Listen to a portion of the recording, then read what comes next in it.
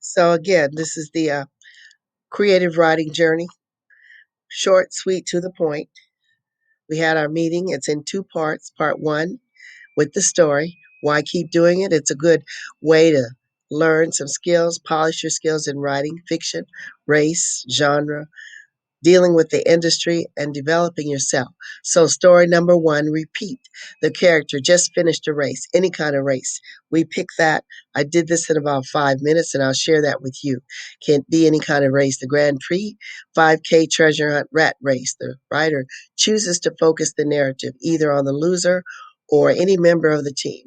So we take a second. I took a second and then did this in about 5 minutes. That's why I'm showing the book and then the ideas that flow from the book and the writing. So I'm showing the runners of these races who've been in preparation. They were postponed last year and they're preparing.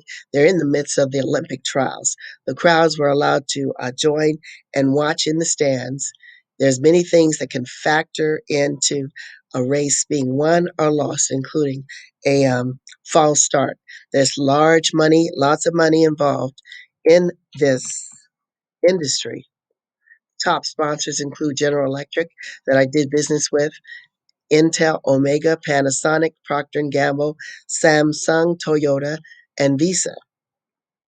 So the story is we have the announcers, Jim Nance, Kirk Herbstreit, and Wanda Jones. The lady, actually, it's Leslie, the one who makes those commercials. This is one of the most weirdest finishes of any race in my fictional story. It's pre-Olympic competition. 100 meters with Michael Norman, Trayvon Bromwell, Akani Sambine, and PETA, those that protect the pets and the animals. In Carmel, watching, waiting for the outcome to sign their final check. Miss Jones giving you one of her best efforts to represent herself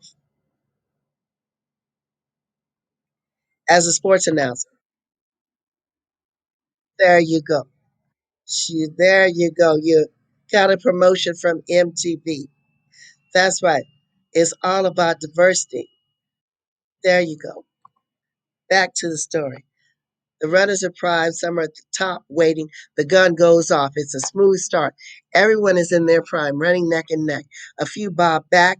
We're all in the final laps of the race. Then we focus in the stands. The runners are heading.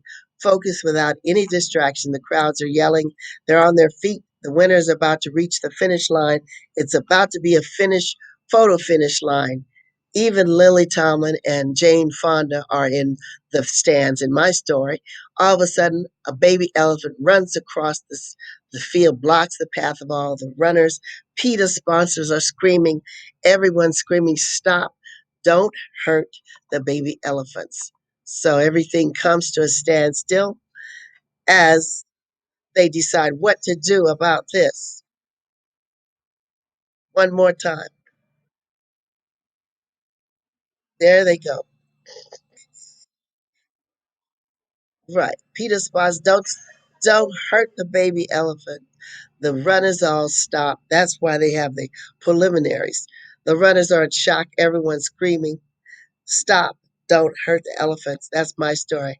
I'm sticking to it. But part two is the wild tigers are what's chasing the elephants. So, again, that's the short story. It's also a metaphor for what goes on in real life. And I want to show this quick video about how we have unequal opportunities and things. This was made 10 years ago, but in a sense, in many cases, for some people, things haven't changed. I suggest you look at this video closely because we see two people at the advantage who start the race without any adherence. We have the African American, what appears to be African American, brown, black, Asian, who are stopped by a red light when the race starts. Genocide, manifest destiny, trail of tears, the whole list goes on. The other two runners are running their race. They've gone around 2 laps. The black and the brown runners have not even had a chance to start. These one runner's aging, he's turned gray. He passes off the baton to the younger runners, also on the left, looking mostly European ancestry. The money's getting bigger, the baton's getting heavier, full of money. And this is a metaphor, real metaphor of what's happening in life. So I will not continue this much longer.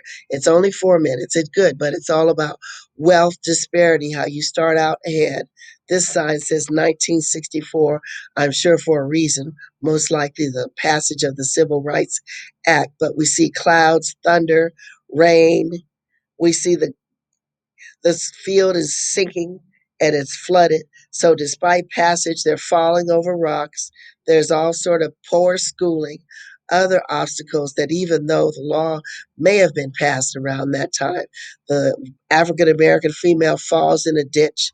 The other brown runner reaches out to try to help. There's underemployment, trying to help her get out of a ditch. They're trying to run.